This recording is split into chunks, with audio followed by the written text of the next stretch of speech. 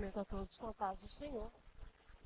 Para fazer menção da palavra do Senhor, eu vos convido a meditar comigo na carta que Paulo escreveu aos Gálatas, o capítulo 5 e o verso de número 24. Gálatas, capítulo 5, verso de número 24. Para meditação na palavra do Senhor nesta noite.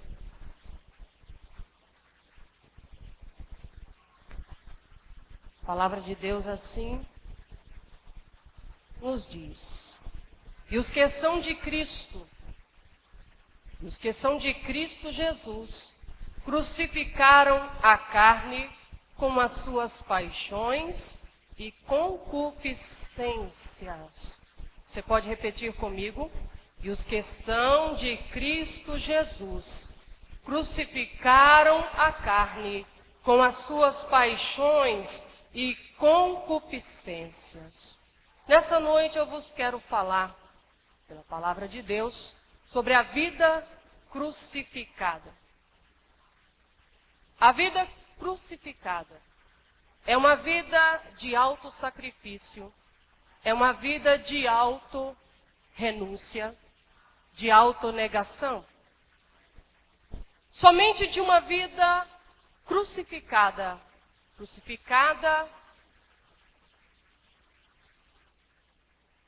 é que resulta uma vida de devoção, de consagração e de santidade. Sem passar pela cruz, é impossível viver em santidade, em consagração e em devoção. Eu quero vos dizer nesta noite que a cruz, antes de focarmos o cerne da mensagem que está embasado nesse texto, eu quero vos dizer que a cruz é o coração do Evangelho.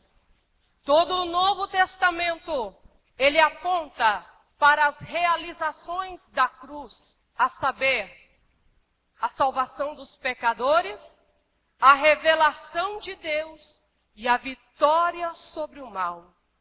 Salvação, revelação do amor de Deus e vitória sobre o mal, seja ele diabólico ou carnal, só resulta da cruz, procede da cruz.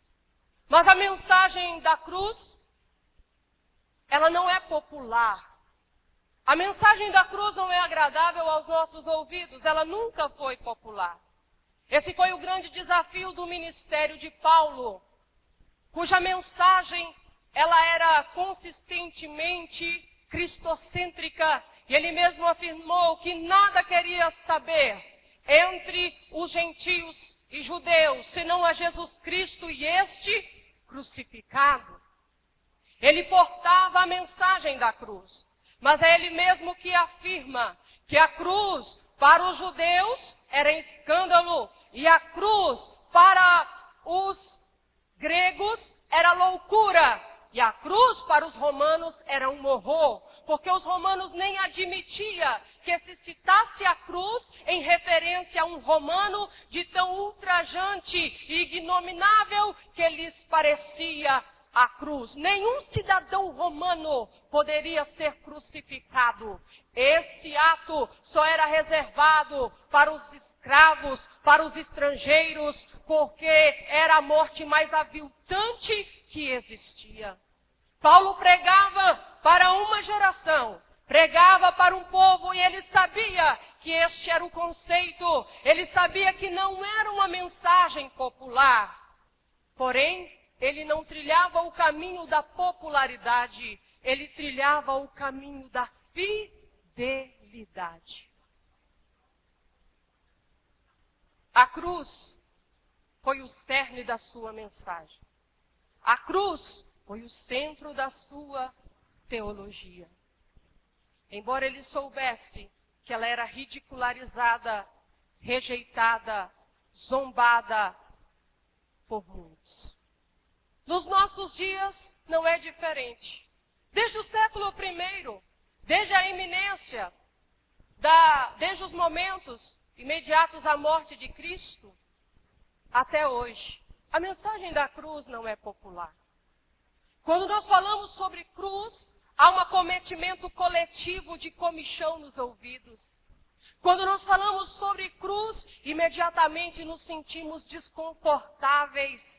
Quando nós falamos sobre cruz, parece que nos custa muito entender o seu significado, entender a sua importância, entender a sua mensagem.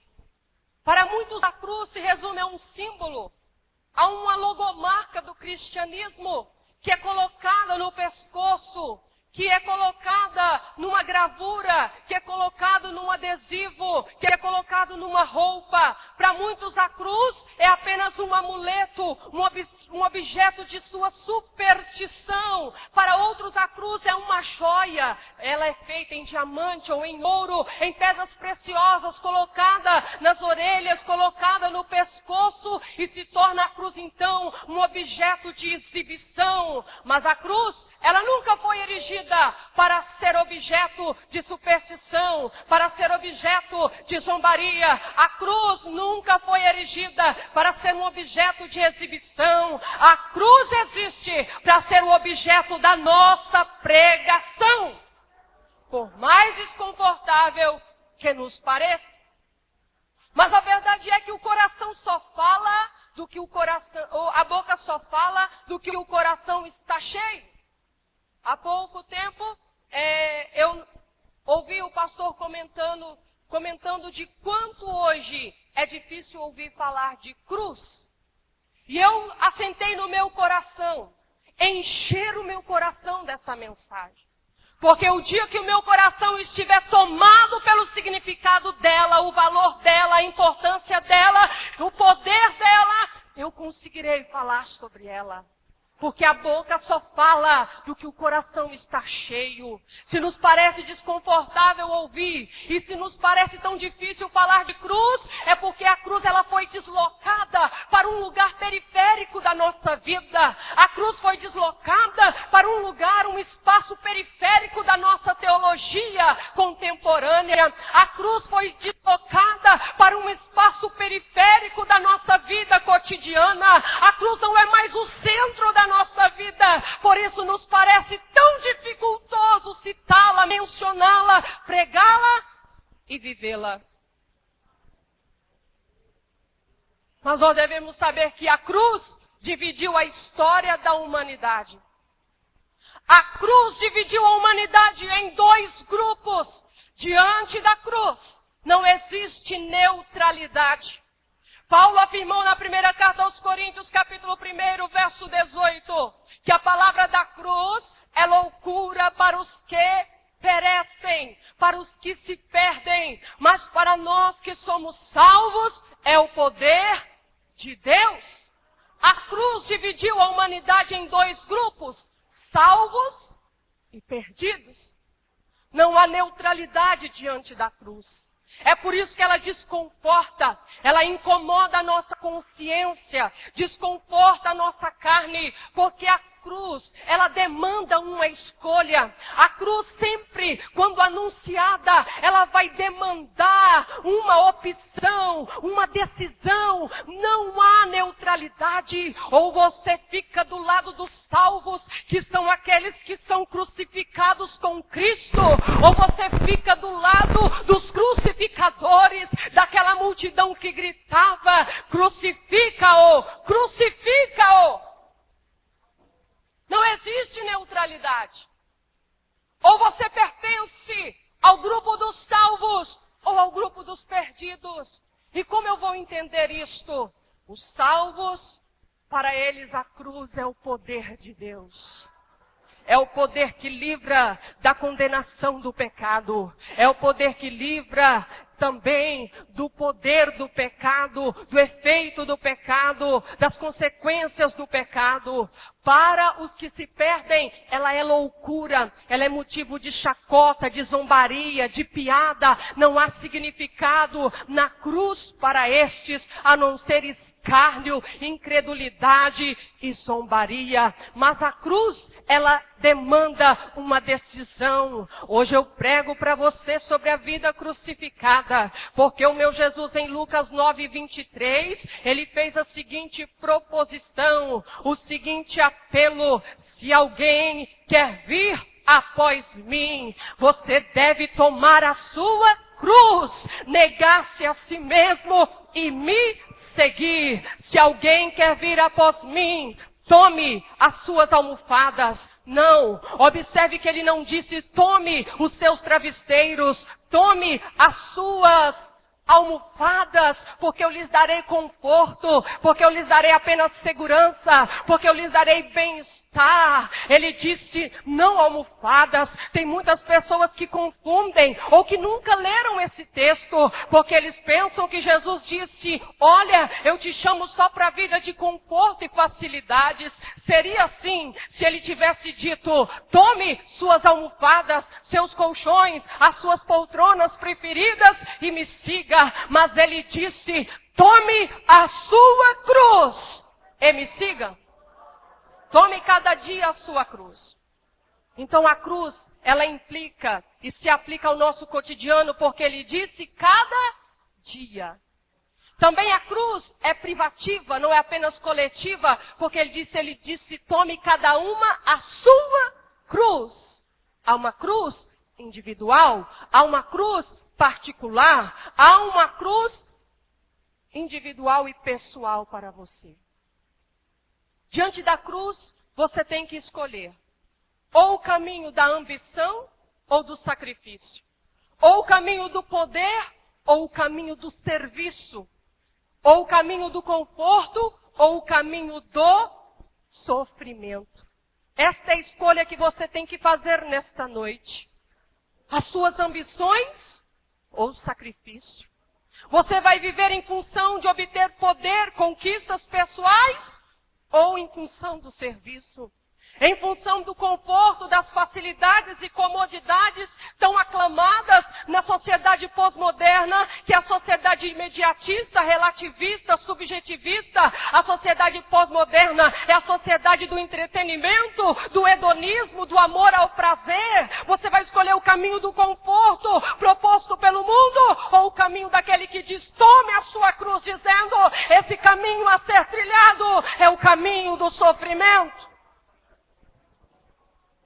Nos importa saber nesta noite o que a cruz representa para nós. Nos importa saber nesta noite o que ela significa para o homem contemporâneo. Como a verdade da cruz, que é uma verdade histórica de quase 2000 anos atrás, mas também é uma verdade moral que se aplica à minha vida e à sua vida hoje, aqui e agora. Como esta cruz, ela implica na nossa vida contemporânea, cotidiana, particular e pessoal. É nesse eixo que eu quero transcorrer essa mensagem nesta noite.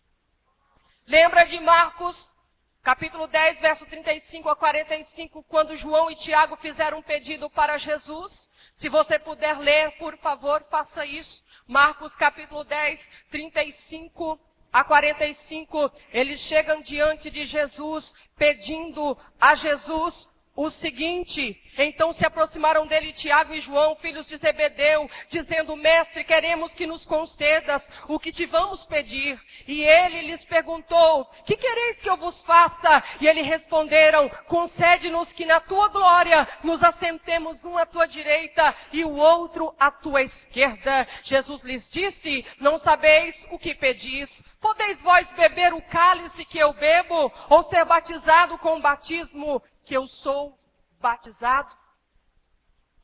E o verso 43, ele conclui o discurso, entre vós não será assim, antes qualquer um entre vós que quiser ser grande, será o que vos servirá. E quem entre vós quiser ser o primeiro, será servo de todos. O que João e Tiago ali estavam fazendo era pedindo para Jesus o trono. Eles não entendiam ainda a necessidade da cruz.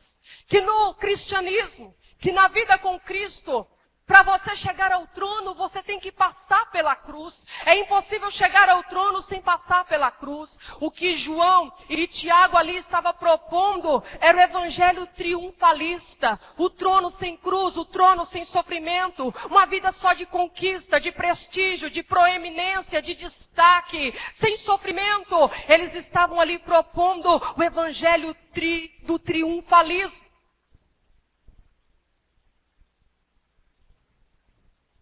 Eles queriam passar pelo caminho da comodidade.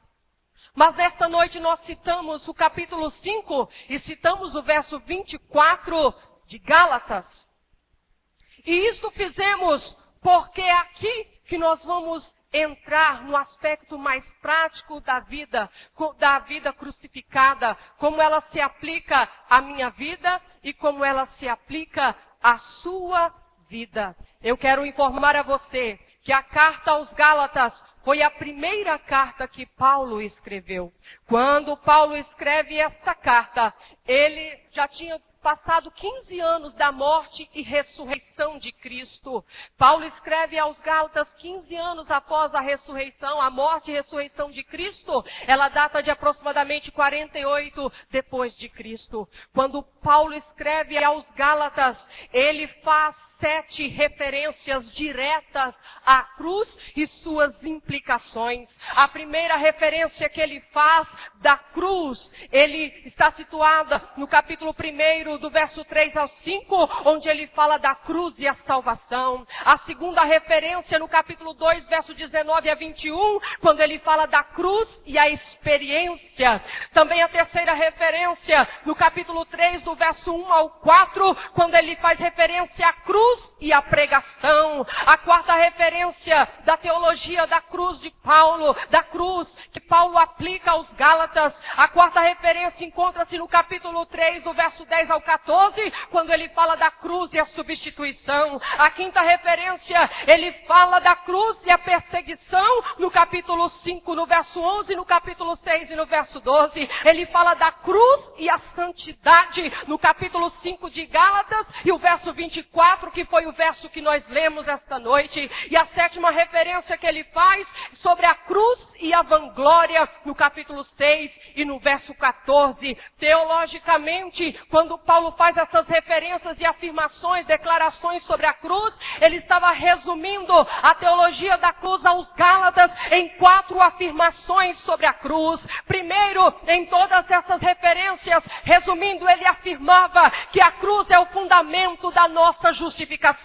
Em segundo lugar, ele afirmava que a cruz é o meio da nossa santificação. Não há outro meio, recurso para se vencer o pecado e a carne, senão através da cruz. Em terceiro lugar, ele afirma que a cruz é o tema da nossa pregação. E em quarto lugar, nessas 7 referências, ele afirma que a cruz é o objeto da nossa glória. E dentro dessa teologia da cruz, que se encerra na carta aos Gálatas, eu quero me focar nessa segunda afirmação de Paulo, de que a cruz é o meio da nossa santificação. Porque eu quero dar ênfase à necessidade da cruz. Eu quero que você entenda que eu preciso da cruz para vencer. E que você precisa da cruz também para vencer. Eu quero que você entenda nesta noite que a santificação resulta de uma vida crucificada, que resulta do autossacrifício, embora que o autossacrifício é um conceito obsoleto, esvaziado de significado em nosso tempo, mas como eu já disse, só tem 2 lados para você escolher. Ou você fica do lado dos crucificados, aqueles que se crucificam, ou do lado daqueles que são crucificadores. Eu quero hoje dar ênfase à necessidade da cruz. A cruz é necessária. Sabe por que é necessária? E hoje eu quero dar ênfase ao aspecto da santificação, porque eu tenho uma carne. É necessária porque você tem uma carne, uma natureza caída, pecaminosa, deformada. É só na cruz que o homem deformado pelo pecado é cravado e ele ressurge como um homem transformado pelo poder de Deus. Não há outro recurso. Não há outro meio. A ciência não pode, a tecnologia não pode, o psicanalista não pode, o terapeuta não pode, o psicólogo não pode, o remédio não pode, nada, nenhum recurso vai adiantar, porque o problema da carnalidade, o problema do pecado só pode ser resolvido na crucificação do velho homem e da velha natureza. Não existe outro recurso e outro meio para se vencer o poder do pecado, senão na vida crucificada. Mas o inimigo, ele insiste em negar a necessidade da cruz. O diabo tem trabalhado desde a época do ministério de Cristo para negar a necessidade da cruz. Ele usa argumentos, ele usa circunstâncias, ele usa artifícios, ele usa conceitos, ele usa sentimentos para negar a necessidade da cruz, para te dizer, não, você não precisa de cruz, você não tem nada a ver com cruz, não é bem por aí, não precisa disso, de sacrifício, de renúncia, não, isso não é necessário. Sabe qual é o primeiro artifício que o diabo usou para negar a necessidade da cruz? Ele atenta até contra Cristo. Ele usa Pedro lá em Mateus 16, do verso 21 ao 23, quando Cristo começa a dizer, é necessário que o Filho do Homem padeça, é necessário que o Filho do Homem sofra na mão dos pecadores, é necessário que ele seja morto, mas depois eu vou ressuscitar. É a primeira vez que Cristo fez uma menção direta, é a primeira vez que Cristo fala diretamente sobre a crucificação, e como os judeus que eram, eles se chocaram, e Pedro disse, Senhor, tem misericórdia de ti, não faça tal coisa, tem misericórdia de ti mesmo. Pelo que Jesus o repreendeu dizendo, para trás de mim, Satanás, porque tu não sabes as coisas de Deus, mas somente as coisas do homem. Sabe qual é o primeiro artifício que o diabo suscita para negar a necessidade da cruz, para nos desviar dessa vida crucificada, para que não vivamos a vida crucificada? É a autocomiseração. O diabo tentou incutir em Cristo um sentimento de vítima, um sentimento de coitadinho. Coitado Jesus, você não merece isso. Tenha dó de si mesmo, tenha compaixão de si mesmo. Sabe o que é isso? Autocomiseração. A mesma investida que ele fez contra o coração de Cristo, ele faz contra o seu, porque o diabo tem trabalhado para tentar te convencer que você é uma coitadinha, e que você é um coitadinho, que você não vai conseguir, que você não vai prevalecer. Ele está dizendo, não, você é vítima do seu esposo, você é vítima do pastor, você é vítima dos parentes, você é vítima do patrão, você é uma vítima até de Deus. Tem gente que já está tão tomado, tão possuído pela autocomiseração, que ele se julga até uma vítima de Deus. Aí ele vive como um dodóizinho, ele vive muito dengoso, ele vive sempre melindroso, ele vive a síndrome do Tim Maia, ele é aquele crente, ou ela é aquela pessoa que diz assim, me dê motivo. Qualquer coisinha que a pessoa fizer é motivo para desandar, para desistir, para não orar mais, para não vir à igreja mais, para não querer o céu mais. É porque alguém fez isso, é porque alguém fez aquilo, é porque eu não concordo com aquilo, e vai vivendo como um coitadinho. Mas Jesus não aceitou, Jesus repreendeu. Ele disse, eu não sou uma vítima, eu sou um voluntário, eu vou dar a minha vida, eu vou sacrificar, eu vou para o alto sacrifício. Não são sacerdotes, não é Pilatos que vai me matar, sou eu que vou dar a minha vida. Foi por isso que Israel não entrou em Canaã, porque Israel olhou para os gigantes da primeira geração que saiu do Egito e disse, ei, isso é gigante, nós somos uns gafanhotos. Moisés, vamos voltar para o Egito, porque senão nossos filhos e mulheres vão morrer. Nós não temos condição de vencer os gigantes. Eles já se sentiram derrotados por antecipação. Eles preferiam o Egito do que lutar. Eles preferiam o deserto do que guerrear para entrar na terra prometida. E tem muita gente que é assim. Não quer o céu, porque para ir para o céu demanda esforço. É pelo esforço que nos apoderamos do reino de Deus. Para ir para o céu tem que ser guerreiro. Para ir para o céu tem que ser combatente. Para ir para o céu tem que ser militante. Nós não queremos a vida militante, nós só queremos a vida triunfante, mas é necessário lutar. Não se deixe tomar por esse espírito de eu não posso, eu não consigo, porque isso não vem de Deus. O segundo artifício que o inimigo usa é o artifício da autopromoção. Quando o diabo comparece no capítulo 4 de Mateus e no capítulo 4 de Lucas, ele está oferecendo para Jesus glória, poder. Ele está oferecendo para Jesus um governo, um trono, sem precisar de cruz. Posso aqui, Jesus, porque se me adorar eu vou te dar todo esse reino, todo este mundo. Aí que está a gênese do evangelho da prosperidade. O autor do evangelho da prosperidade, o autor do evangelho triunfalista é o próprio diabo. Foi ele que distorceu a escritura para induzir Jesus ao erro, para desviar Jesus da trajetória do Calvário, para desviar Jesus do caminho da cruz, para negar a necessidade da cruz. Ele dizia, para que o Calvário? Para que a morte? Para que a cruz? Para que a vergonha? Para que a ignomínia? Para que tudo isso? Eu posso te dar tudo. Autopromoção. Ele vem fomentar isso, ele vem suscitar isso, esse desejo de vencer, de se autopromover, de se auto-exaltar. É a proposta do diabo, e tem muitas pessoas que já caíram tanto nesse espírito de autopromoção, que até a Bíblia eles estão usando para se autopromover, mas não querem saber de cruz. O terceiro artifício que o inimigo usa é o artifício da autoglorificação, da vanglória. Vem comigo a Mateus 27, verso 39 a 44. Jesus estava lá na cruz cravado, e ele ainda estava tentando fazer o Senhor desistir da cruz, negar a necessidade da cruz. Nós estamos, Mateus 27, o verso 39 ao verso 44. Por favor, se você puder, me acompanhe no texto, me acompanhe na leitura. Mateus 27, a partir do 39. Jesus já estava na cruz, e os que passavam blasfemavam dele, meneando a cabeça e dizendo,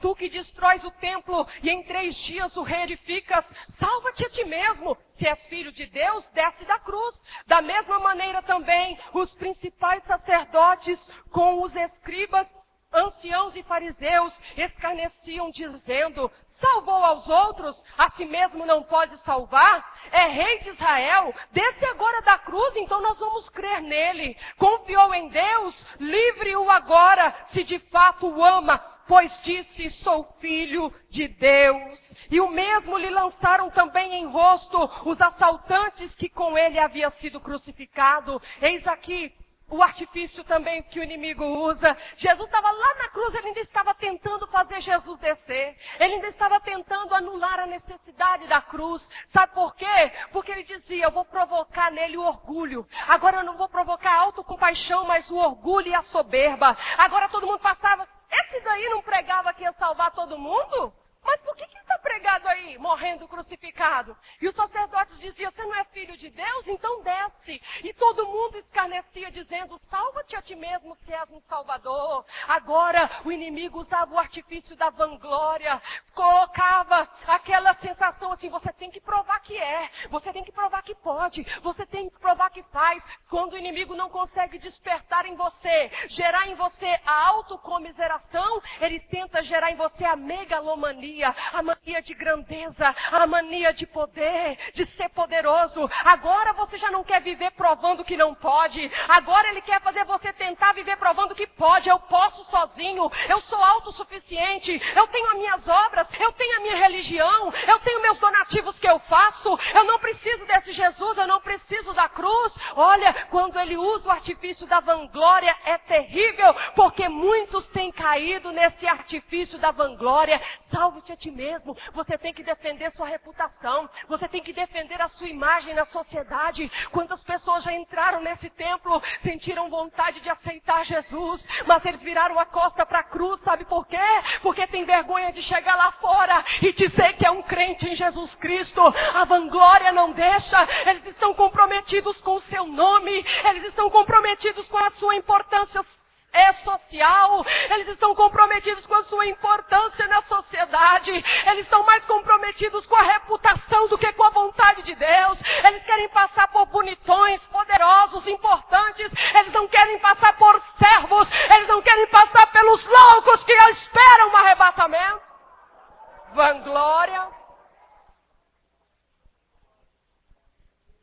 Paulo diz que os inimigos da cruz, para eles está reservada a perdição, porque o Deus deles é o vento.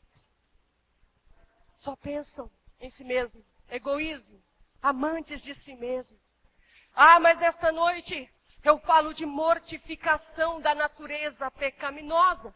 Quando eu cito Gálatas 5:24, é o meu desejo que você entenda isso. Que os que são de Cristo Jesus crucificaram a carne com as suas paixões e concupiscências. Eu faço essa introdução que eu acabei aqui de discorrer para você entender que o diabo, ele quer negar a necessidade da cruz. Ele quer te convencer a se desviar dela, a evitá-la. Mas esta noite eu prego para te dizer que você precisa de uma cruz na sua vida. Porque sem a cruz, sem a vida crucificada, você tem necessidade da cruz. A cruz é necessária para nós, porque sem a cruz você não vai vencer o pecado, você não vai vencer a si mesmo. O seu maior adversário não é o diabo, o seu maior adversário não é o mundo, o seu maior adversário é o seu ego, o seu maior adversário é a sua velha natureza, é a carne. E diz Paulo no capítulo 5 mesmo, verso 19, que as obras da carne são conhecidas. O que são as obras da carne?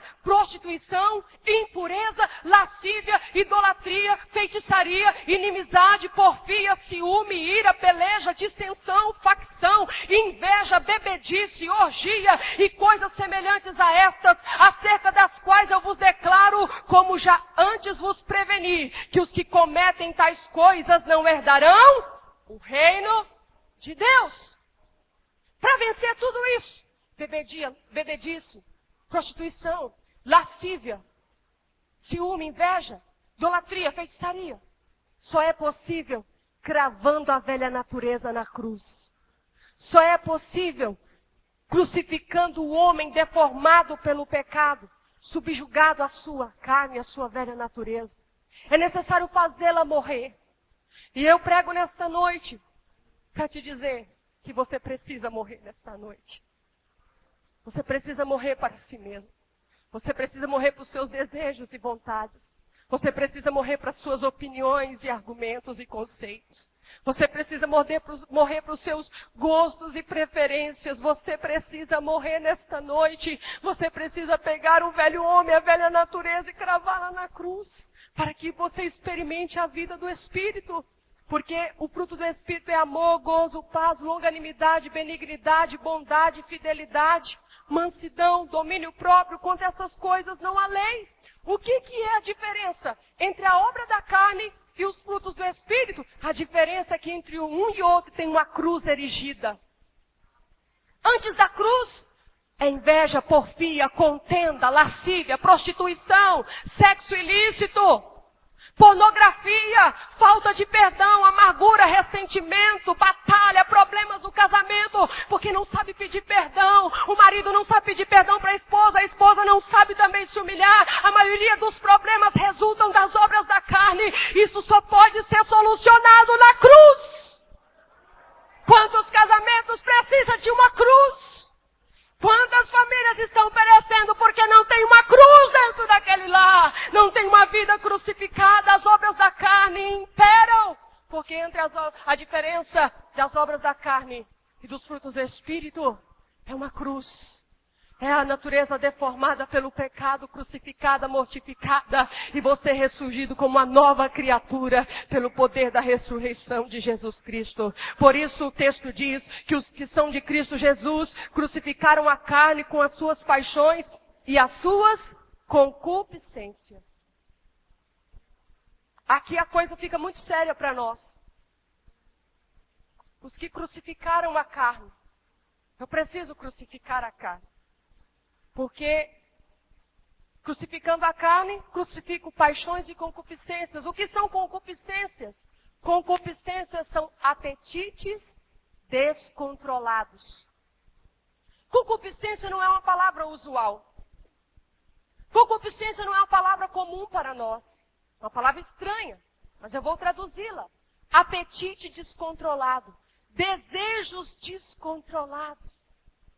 Quando Paulo diz crucificaram a carne com concupiscências, está dizendo cravou na cruz os desejos, os apetites desordenados. E eu quero falar um pouco sobre esses desejos descontrolados nesta noite. Eu quero falar um pouco nesta noite sobre a concupiscência. Para isso eu chamo a sua atenção para o contexto de Números, capítulo 11. Eu quero que você leia comigo nesta noite o verso de número 33 e 34. Números 11, verso 33 e verso 34, por favor.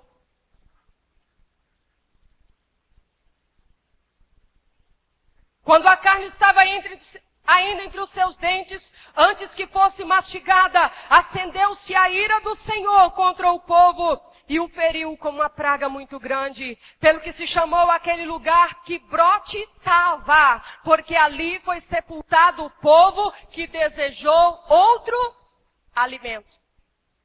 Muitos não querem a cruz, não aceitam a cruz, não querem cravar a sua carne na cruz, mas estão perecendo em Quibrote Tavá. Sabe o que significa Quibrote Tavá? É o pior endereço que existe na Bíblia. Porque Quibrote Tavá significa sepulturas do desejo. Sepulcros da concupiscência. Uma grande população de Israel foi sepultada por causa dos seus desejos descontrolados. Aquele lugar se chamou Quibrote Tavá, sepultura do desejo, porque eles desejaram outro alimento. Eles tinham maná. A partir do verso 1 desse capítulo, tudo isso está contextualizado, está relatado. Eles se alimentavam de maná no deserto, mas chegou um dia que eles disseram: ah, meu Deus, estou enjoado do maná. Eu estou enfastiado de maná. Lá no Egito tinha pepino, tinha cebola, tinha isso, tinha um cardápio variado. Mas aqui só tem esse maná. Sabe o que aconteceu com Israel? Rejeitou a mesa de Deus. Eles se enjoaram do maná. Para eles o maná não era mais apetecível, eles não tinham mais paladar pelo maná, rejeitaram o maná, se enjoaram do maná e começaram a desejar o cardápio variado do Egito. E agora estavam com concupiscência, com desejo descontrolado, apetite por outro alimento, que não era o alimento da mesa de Deus. Rejeitar maná é uma coisa muito séria, porque na tipologia bíblica, o maná é a figura de Cristo, é o tipo de Cristo. Lá em João 6, 31, 35, também o verso 48, ele diz que, olha, Moisés deu para vós o pão do céu, maná, lá no deserto, mas eu sou o pão que desce do céu, eu sou o pão da vida. Aquele que comeu maná no deserto morreu, mas aquele que se alimentar de mim viverá para sempre. Todo aquele que quer servir a Deus tem que gostar de maná. Inclusive porque o maná, ele também vai existir lá na eternidade. Apocalipse 2:17 diz assim: aquele que tem ouvidos, ouça o que o Espírito diz à igreja. Porque aquele que vencer, eu lhe darei do maná escondido. Olha, Cristo é o maná da nossa dispensação da graça. Mas na eternidade também vai ter maná. Então o nosso alimento sempre vai ser maná. Mas o maná era um alimento. Era o único alimento. Porque a mesa de Deus é uma coisa só. João disse, na primeira carta, capítulo 2, 24, o que desde o princípio ouvistes, permaneça em vós. Você vem aqui, segunda, é a mesma coisa, Bíblia e hino, que fala de Bíblia. Você vem aqui na quinta, é Bíblia e hino, que fala de Bíblia. Você vem aqui no domingo, é Bíblia, hino, que fala de Bíblia, e mais Bíblia, e chamando você para servir ao Deus da Bíblia e viver a palavra da Bíblia. Agora, você pensa, credo. Essa coisa de crente aí é muito chata. Essa coisa de crente aí não tem graça. Sabe por quê? Porque aqui é maná. E maná é assim. Deus manda o sustento. Deus manda a provisão. Mas aqui você só vai encontrar a verdade. Aqui você vai só encontrar louvores e adoração ao Rei dos Reis, ao Cordeiro que está sentado no trono. Aqui não é clube. Aqui não tem entretenimento. Aqui não tem show. Aqui não tem mudança de cardápio. O cardápio aqui é um só. Na mesa de Deus só tem maná. Mas no mundo, o mundo é como o Egito. No mundo tem cardápio variado. No mundo tem festa rave, festa funk. No mundo tem festa country. No mundo tem hip hop. No mundo tem mais o que? Rock. No mundo tem tanta coisa. No final de semana eu já fui do mundo. No final de semana eu ia na festa dos beberrões. Aí no outro eu ia na festa das beberronas. Aí no outro final de semana era a festa dos aloprados. Aí na outra era a festa dos doidos. Aí na outra era... Todo final de semana tem um tipo de festa. O cardápio é variado no mundo. É muito entretenimento, é muitas opções. Mas para servir a Deus é comer maná, é viver do maná, se alimentar do maná. Mas quem? Quem não crucifica a carne é a concupiscência. Ele tem um desejo descontrolado, um apetite descontrolado. Ele é vítima da sua própria concupiscência, do seu próprio desejo. Então ele cai no sepulcro, ele perece no sepulcro do seu próprio desejo, porque para ele a mesa de Deus não é suficiente. Ele quer um cardápio variado. Israel rejeitou a liberdade, Israel desprezou a nacionalidade, Israel desprezou a aliança só porque no Egito tinha um cardápio variado. E você não é diferente. Por que vir aqui aceitar Jesus? Se tem tanta coisa para você fazer lá. Seus amigos já marcaram para você uma festa? Já tem algo combinado para final de semana que vem, não tem? O cardápio lá é variado. E por causa do cardápio do Egito, você esquece do céu, da eternidade, da salvação da sua alma. Você esquece do sangue do Cordeiro. Você rejeita o Evangelho, você rejeita a salvação, o perdão, a santificação, a bênção. Você rejeita porque tem um cardápio variado te esperando lá fora. Porque o cardápio do mundo é assim, é variado, mas o cardápio de Deus é maná. E o seu desejo apela, o seu desejo te leva para aquele mundo. O teu desejo te leva para lá, você não consegue controlar, você não se domina. É por isso que eu prego nesta noite. Você precisa da cruz nesta noite.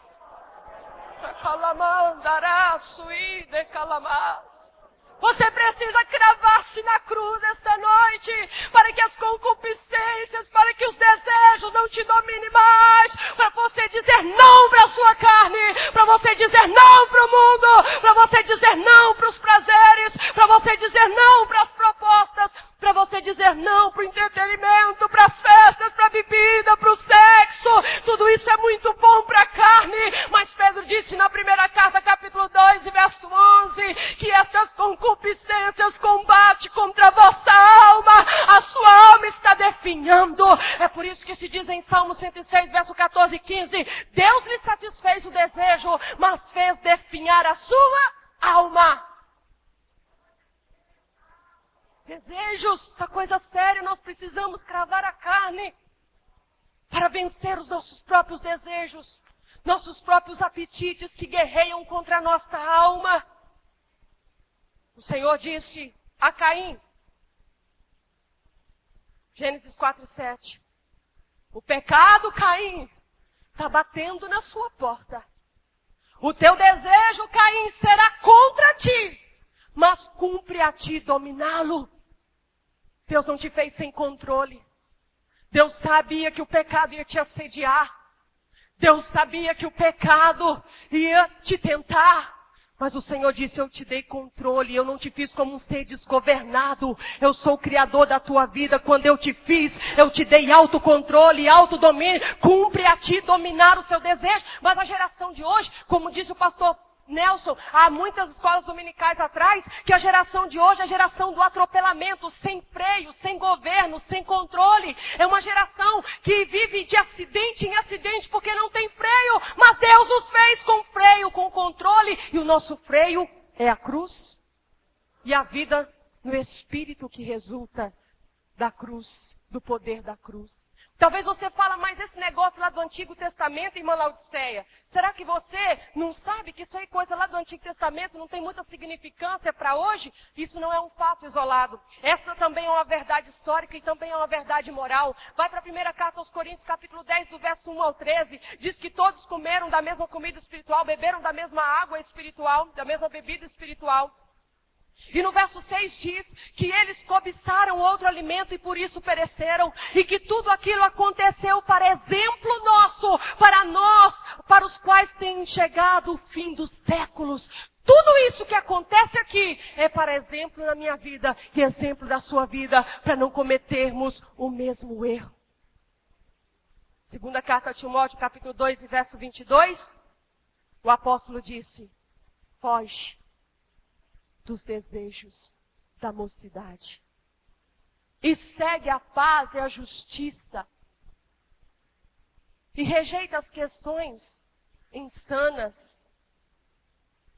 Um servo de Deus é distinguido por aquilo do qual ele foge, por aquilo aquilo que ele segue e por aquilo que ele rejeita.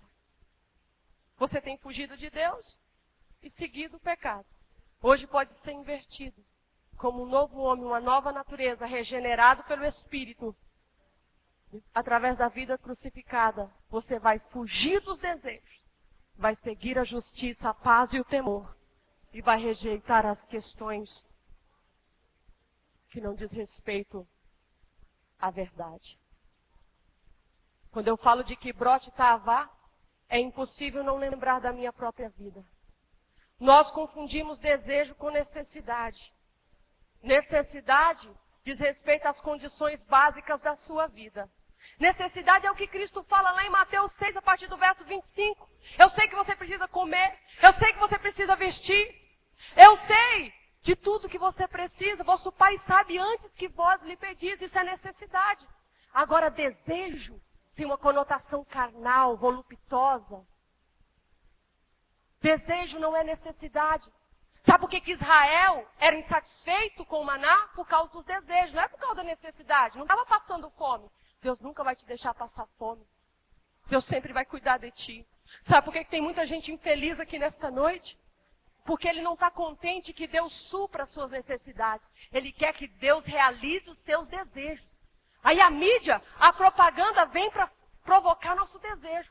Comprou um celular? Aparece outro mais colorido, mais bonito, para você desejar comprar ele. Então, de desejo em desejo, nós somos uma geração insatisfeita. Nós somos uma geração descontente. Nós somos uma geração que não sabe o que é contentar e se satisfazer. Porque nós somos escravos de desejos que o diabo provoca em nós.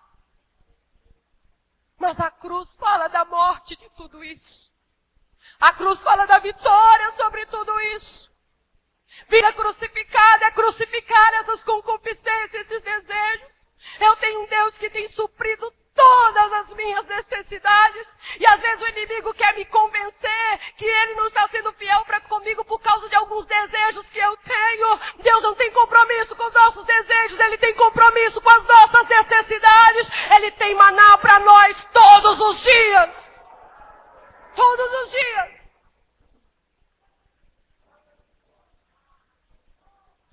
A cruz é a vitória sobre a vida desregrada, pecaminosa. É só na cruz que você vai vencer aquele conflito de Romanos 7. O que eu quero fazer, eu não faço. O mal que eu não quero fazer, eu faço. Miserável homem que eu sou. A inclinação da carne é morte, mas a inclinação do Espírito é vida. Aqueles que vivem na carne não podem agradar a Deus, então eu preciso da cruz, porque é na cruz que eu cravo a carne, é na cruz que eu vou anular essas concupiscências que querem me impedir de chegar no céu. É na cruz que eu vou mortificar o meu ego, o meu eu. Sabe quem fez a sua vida? Foi Deus. O engenheiro constrói, para encerrar, o engenheiro constrói um avião, o engenheiro constrói um carro, o engenheiro projeta um navio, o engenheiro projeta veículos e coloca dentro deles controles. Amém? Nenhum engenheiro esqueceria desse detalhe. O imenso avião pode ser controlado com uma pequena alavanca no seu painel. Porque senão, o único jeito era ele se esborrachando no chão. Um automóvel a 150 km por hora pode ser freado. Porque ele tem controles para isso. Ele foi projetado para ser controlado, brecado, governado, dirigido. Uma carreta descendo morro abaixo, se ela tiver sem freio, só tem um jeito de parar. Joga no barranco. Ou vai cair na ladeira e parar lá embaixo no abismo. Sabe por quê? Porque um ser sem freio,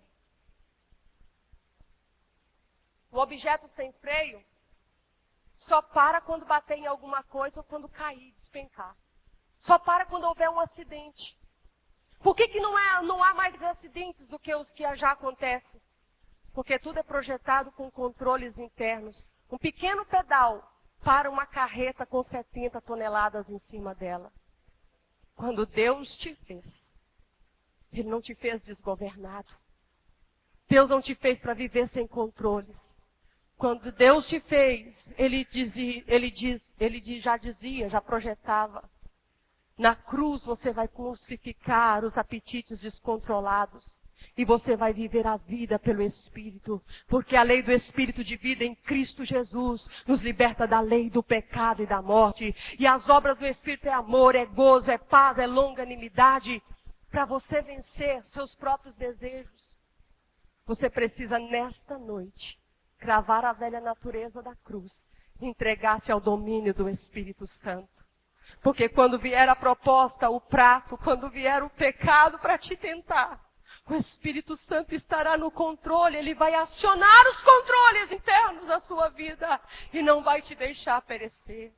Eu quero lhe dizer, moça, eu quero lhe dizer, pai, mãe de família, eu quero lhe dizer, ouvinte desta palavra, Deus não te fez para ser um acidente.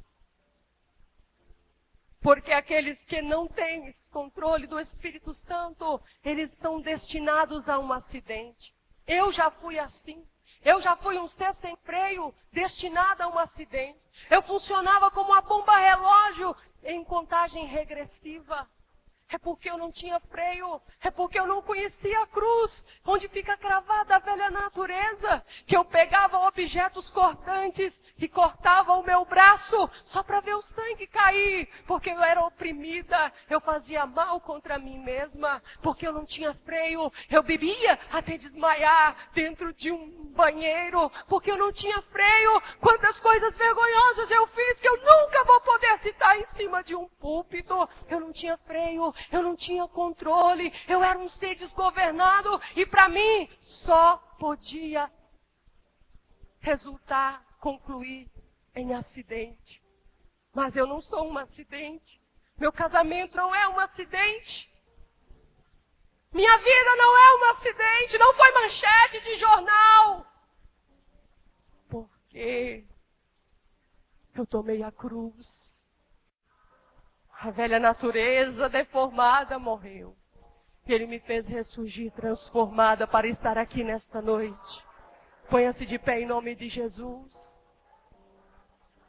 Deus não te fez para ser um acidente. Deus não te fez para ser sepultado em que brote Tavá, no sepulcro do desejo. No sepulcro do desejo. Desejo de fama, desejo de prazeres, desejo de drogas, desejos sexuais. Tantos desejos combatem contra a nossa alma. Deus não te fez para ser um acidente. Entregue a sua vida ao controle do Espírito Santo nesta noite. Porque a cruz é a única solução para os problemas da carne. Vem em nome de Jesus nesta noite. Entregar a sua vida ao governo de Cristo, ao senhorio de Cristo. Vem nesta noite. Você precisa da cruz. O inimigo tenta negar a necessidade dela. Mas é só na cruz que a carne é vencida, mortificada. É só na cruz que você passa a viver pelo Espírito. Regenerado, transformado. Que eu te convido nesta noite. Eu te convido nesta noite. Você precisa da cruz. Em nome de Jesus nesta noite. Não seja um acidente no mundo das drogas. Seu casamento não precisa ser um acidente. Sua família não precisa ser uma tragédia. Deus não te fez para isso. Porque os que estão em Cristo crucificaram a carne, paixões e concupiscências para viver a vontade de Deus. Para viver a vida do Espírito, para frutificar no Espírito, para agora executar as obras do Espírito, os feitos do Espírito. Vem em nome de Jesus.